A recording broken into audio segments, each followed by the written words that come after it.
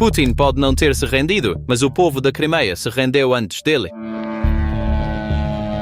O refúgio seguro de Putin de repente levantou uma bandeira branca e se transformou em uma rota de fuga. Agora, Vladimir Putin está perdendo o maior símbolo de vitória de seu governo com suas próprias mãos, a Crimeia.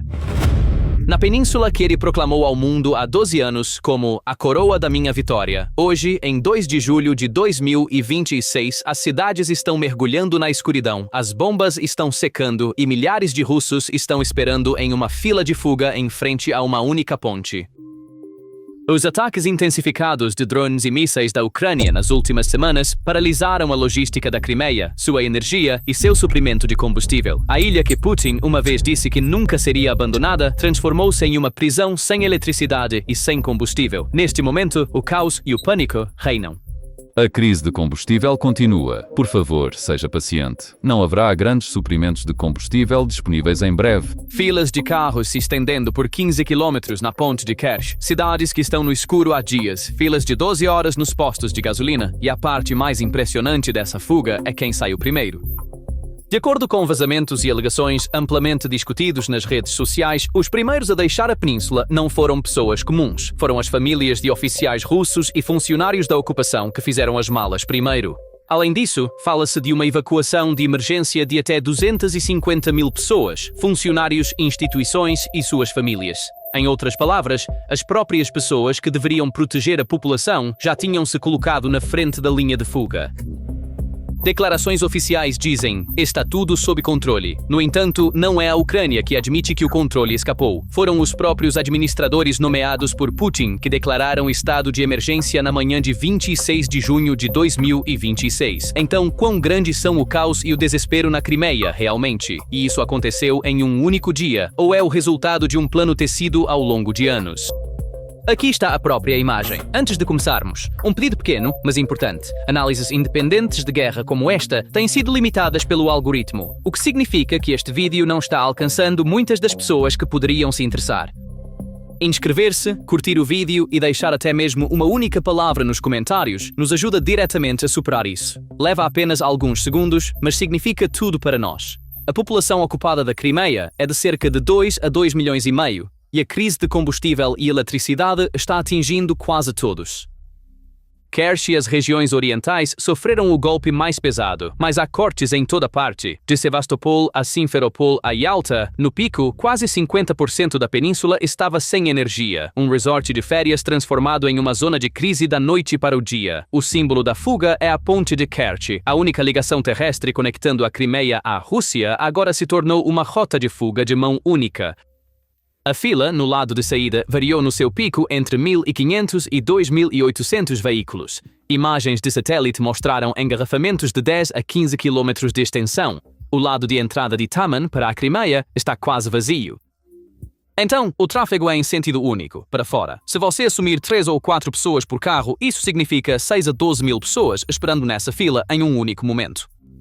A ponte para a qual as pessoas antes iam em massa para férias agora é um portão de saída onde elas se alinham para fugir. Nos postos de gasolina, a situação é ainda mais severa. Filas de até 12 horas, vendas para civis interrompidas ou limitadas a 20 litros, e um mercado negro que explodiu.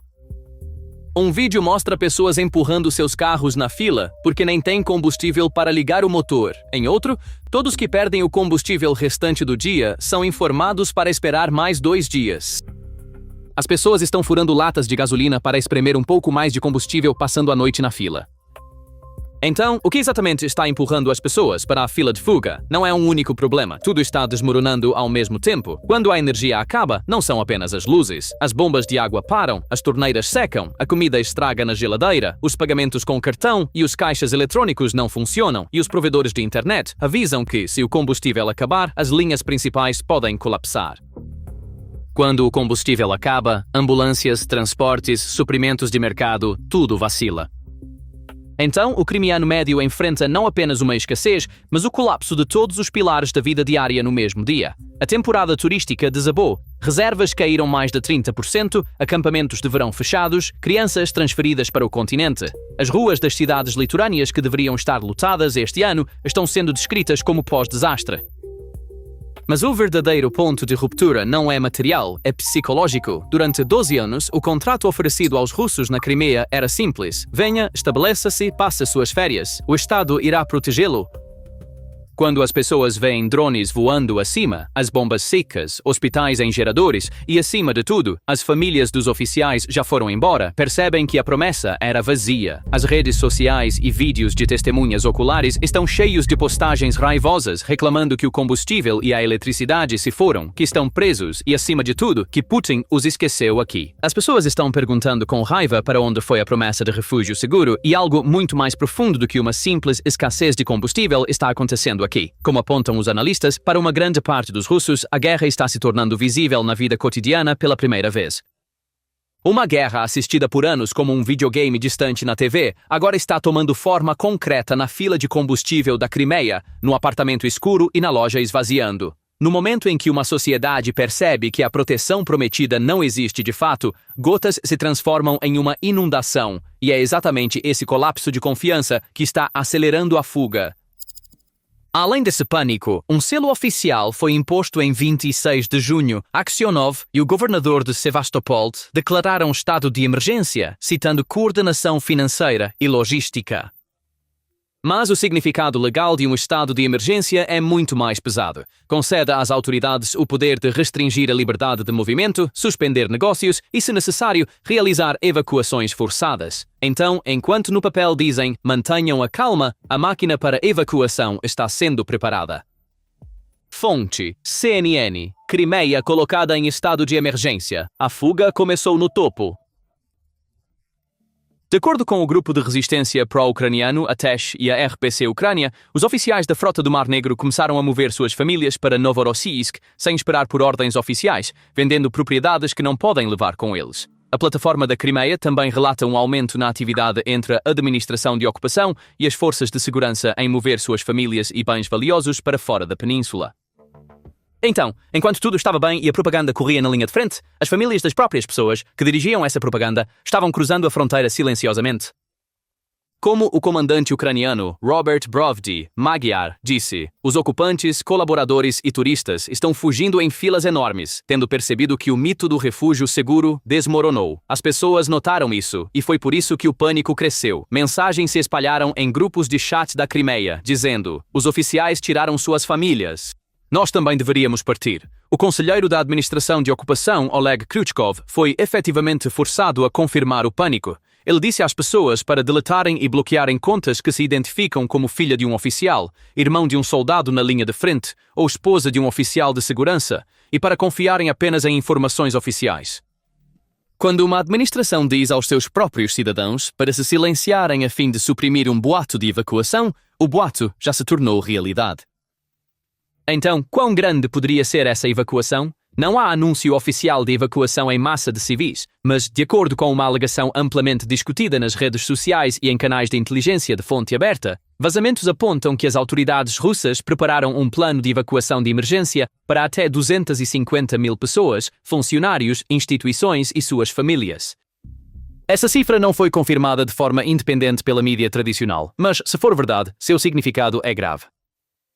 250 mil é quase um décimo da população da península, não um número para esvaziar uma região, mas para gerenciar um colapso, e isso abre a porta para várias possibilidades. O cenário mais provável, como a TESH também sugere, é uma evacuação controlada. Primeiro, as famílias da elite, oficiais e serviços de segurança, depois instituições críticas.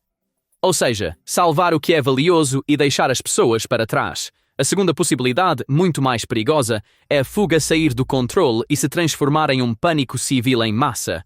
As filas de 15 km na ponte de Kerch podem ser o primeiro sinal exatamente disso. A terceira é o poder de evacuação forçada concedido pelo estado de emergência, sendo realmente utilizado se as coisas piorarem. Ou seja, as pessoas enfrentando não a saída, mas a remoção. Qualquer que seja o cenário que se desenrole, o fio condutor não muda. Um lugar promovido por anos como um paraíso intocável já não consegue manter sua própria população dentro, e a profundidade histórica dessa imagem a torna ainda mais significativa.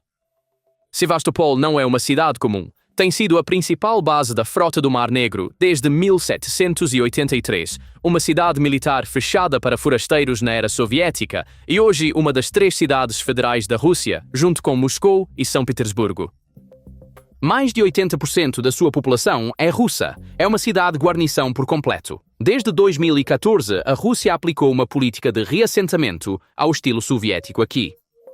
Pessoal militar, funcionários de segurança e de agências federais, junto com suas famílias, muitos nem sequer entrando nas estatísticas oficiais porque mantiveram seu registro em outro lugar por medo de sanções, mudaram-se para a península. Alguns grupos de monitoramento independentes estimam o número real de chegadas entre 800 mil e 1 milhão.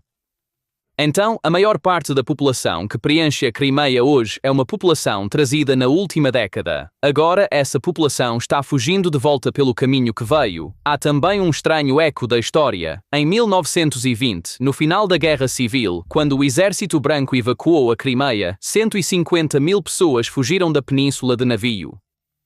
Um século depois, outra fuga, mas desta vez não de navio, por uma única ponte com galões. Há outro lado amargo nesta fuga. O lugar para onde estão fugindo também não é seguro. A escassez de combustível na Crimeia se espalhou pela fronteira até Krasnodar. Os residentes de Krasnodar reclamam que carros da Crimeia estão esgotando suas estações e alguns começaram a recusar vender combustível para carros com placas da Crimeia. Então, o russo em fuga chega não a um refúgio seguro, mas frequentemente a uma bomba fechada e uma nova tensão. Uma rápida pausa. Se você chegou até aqui, curtir o vídeo e deixar seus pensamentos nos comentários ajuda esta história a alcançar muito mais pessoas. E se você ainda não está inscrito, por favor, inscreva-se, porque agora chegamos à parte mais surpreendente, que todo esse caos é o resultado não de 2 meses, mas de um plano espalhado ao longo de anos. Agora, vamos corrigir um grande equívoco. Este pânico na tela, essas filas, essa escuridão, nada disso começou há 2 meses. O colapso que vemos na Crimeia hoje é a face visível de um plano paciente e em várias camadas que a Ucrânia vem tecendo, ponto a ponto, desde 2022. Vistos separadamente, cada um era uma manchete. Empilhados uns sobre os outros, são uma obra-prima de 4 anos. O fio remonta aos primeiros meses da guerra. Em 2022, a Ucrânia afundou o navio almirante da Frota do Mar Negro, o Moskva, e começou a mirar nos ativos navais e portos que abastecem a península. Em 2023, a campanha tornou-se multidomínio. Drones marítimos, mísseis de cruzeiro e incursões de forças especiais, o submarino Rostov e o navio de desembarque Minsk atingidos em doca seca, uma ousada incursão de comando no Cabo Tarkankut, a ponte de Kerch seriamente danificada pela primeira vez e a frota começando a fugir das águas abertas. Em 2024, armas ATACMS, fabricadas nos Estados Unidos, e armas de ataque profundo caseiras imobilizaram as forças russas na península. E em 2025 a 2026, uma nova geração de drones de ataque capazes de alcançar longe atrás da linha de frente entrou em operação. A Ucrânia amadureceu as condições para desmantelar sistematicamente o corredor terrestre, as defesas aéreas e a infraestrutura de combustível e energia, transformando a península em uma ilha. Há uma doutrina clara por trás deste plano. A ideia que o general aposentado dos Estados Unidos, Ben Hodges, defendeu por anos foi esta: a Crimeia é o terreno decisivo desta guerra, e a Ucrânia nem precisa retomá-la. Torná-la militarmente inutilizável para a Rússia é suficiente. O bloqueio logístico do ministro da Defesa Fedorov, junto com a mente de operações especiais do ex-chefe de inteligência general Budanov, encenou exatamente isso. A genialidade disso é a seguinte: a Ucrânia não tem uma marinha clássica, nenhuma força para montar um desembarque, nenhum grande exército de ocupação e ainda assim, com nada além de paciência, drones baratos e seleção meticulosa de alvos, transformou uma fortaleza em uma gaiola ao longo dos anos. A fila de hoje na ponte de Kerch é, de fato, a fatura psicológica de um plano de 4 anos. Então, como essa imagem é recebida em Moscou? A mensagem pública de Putin é defensiva. Ele disse que os ataques da Ucrânia visam dividir a sociedade russa e forçar Moscou a negociar nos termos de Kiev. Rejeitou a proposta de limitar ataques profundos e prometeu à Crimeia mais defesa aérea, reparos e entregas. O problema é que nada disso resolve a crise de combustível e logística. Na visão dos analistas ocidentais, a Crimeia está se tornando uma armadilha para Putin, muito simbólica para ser abandonada, muito exposta para ser usada como antes, muito cara para ser normalizada. Um líder que construiu sua legitimidade no controle agora tem que explicar por que seu prêmio mais famoso precisa de gestão de emergência de Moscou. A Crimeia já não é mais uma joia da coroa, mas uma conta que continua chegando, e as rachaduras são visíveis não apenas no público, mas também nas próprias bordas do regime. Até mesmo um dos propagandistas mais leais de Putin, Vladimir Solovyov, deixou escapar no ar que a construção de barragens para proteger as pontes havia parado porque não há dinheiro. Um blogueiro militar veterano de guerra, Alexander Lunin, postou um vídeo alertando que o exército poderia voltar suas armas contra o Kremlin.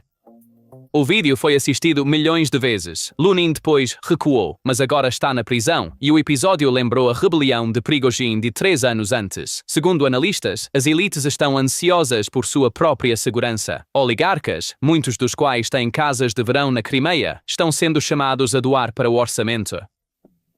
Para vozes de oposição e especialistas independentes, enquanto isso, o estado de emergência é um sinal de fraqueza, não de força. Yuri Boyeshko, da Esperança para a Ucrânia, diz que Moscou efetivamente admitiu com isso que não pode mais manter a governança básica na península, enquanto Jenny Macers, da Universidade de Aberystwyth, interpreta isso como a prova mais clara do vazio da afirmação de Putin de que estamos vencendo. Mas é essencial traçar uma linha honesta aqui. Nenhuma dessas fissuras significa que o regime cairá amanhã. De acordo com a avaliação de inteligência dos Estados Unidos para 2026, a Rússia recorreria a armas nucleares apenas em uma situação que ameaçasse a própria existência do regime. Uma crise de combustível ou um colapso do turismo nem chega perto desse limiar. Além disso, um Putin encurralado pode ser mais perigoso, não mais dócil. Espera-se que ele faça a Ucrânia pagar pela dor da Crimeia com mais mísseis nas cidades ucranianas e pressionando mais a Bielorrússia. Portanto, a situação em Moscou não é de colapso, mas de um canto que está se estreitando constantemente e se tornando cada vez mais perigoso. Antes de chegarmos à parte mais crucial da história, uma nota rápida. Vimos que conteúdos como este têm sido recentemente limitados pelo algoritmo, que nosso alcance está sendo suprimido, o que significa que este vídeo não está alcançando muitas das pessoas que poderiam se interessar por ele. A única maneira de superar isso é você curtir o vídeo, deixar até mesmo uma única palavra nos comentários e compartilhá-lo envia ao algoritmo o sinal de que este conteúdo é importante e ajuda a história a alcançar muito mais pessoas. Se você dedicar alguns segundos para nos apoiar, podemos continuar produzindo análises independentes como esta. Obrigado! Agora vamos à pergunta mais importante. Então, quando tudo isso se junta, o que essa fuga da Crimeia realmente significa? Primeiro e acima de tudo, uma demolição simbólica. A Crimeia é o coração do projeto revanchista de Putin. Sua quase indolor tomada em 2014 foi a base do líder que restaurou o mito do império e de índices de aprovação recordes. Agora, uma adaga está sendo cravada nesse coração, pela própria fuga das pessoas que ele estabeleceu lá. Um lugar promovido por anos, como para sempre, Rússia está se tornando cada vez mais um lugar de onde os russos fogem. Segundo, demográfico. A população que a Rússia cuidadosamente tornou leal ao longo de 12 anos está voltando pelo mesmo caminho que veio. Manter uma região não se faz apenas com soldados, mas com um povo ligado a ela. Quando esse povo começa a fugir, o terreno sob a ocupação também se dissolve. Terceiro, estratégico. Nas palavras dos analistas, o que antes era o despojo de guerra mais seguro da Rússia está se tornando o maior passivo do Kremlin, e isso coloca em questão o propósito de toda a operação militar especial. Quarto, psicológico. Para grande parte do público russo, a guerra tornou-se visível na vida cotidiana pela primeira vez. À medida que o mito de que a Rússia te protege se quebra, isso envia uma onda que chega até Moscou. Mas aqui, devemos lembrar a linha honesta que traçamos desde o início. Isso não significa que a Crimeia cairá amanhã. A maior parte da população ainda está lá. A ponte ainda está de pé. E de acordo com muitos analistas ocidentais, retomar a Crimeia militarmente está, por enquanto, além do poder da Ucrânia. Então, o que estamos vendo não é um colapso militar, mas algo muito mais insidioso, um terremoto político e psicológico. A Crimeia está se transformando, para Putin, de uma fortaleza em uma armadilha. Mesmo que não caia, a promessa de uma vitória intocável já se quebrou, e em uma autocracia, a aparência de poder importa tanto quanto o próprio poder. essa aparência se desgasta um pouco mais a cada fila na ponte de Kerch, a cada fuga silenciosa dos oficiais. No final, o que vemos na Crimeia não é nem o colapso de uma única ponte, nem uma crise de algumas semanas. É a face visível de um plano tecido ponto a ponto ao longo de 4 anos, e seu significado é que o símbolo do qual Putin mais se orgulhava se tornou seu fardo mais pesado. Mesmo que a península não caia amanhã, as palavras "para sempre Rússia" já foram feridas. As famílias daqueles que deveriam protegê-la já se foram há muito tempo, enquanto seu povo espera na frente de uma única ponte no escuro, em fila. Em um lugar que uma vez foi declarado, a Crimeia é nossa para sempre. Mais e mais pessoas hoje estão fazendo a mesma pergunta. Conseguirei sair antes que esta porta se feche para sempre? Se você assistiu até aqui, por favor, curta o vídeo, compartilhe seus pensamentos nos comentários e compartilhe com algumas pessoas que possam se interessar. Se você não está inscrito, inscreva-se e ative as notificações. É assim que acompanharemos o curso da guerra juntos. Vejo você no próximo vídeo. No próximo vídeo.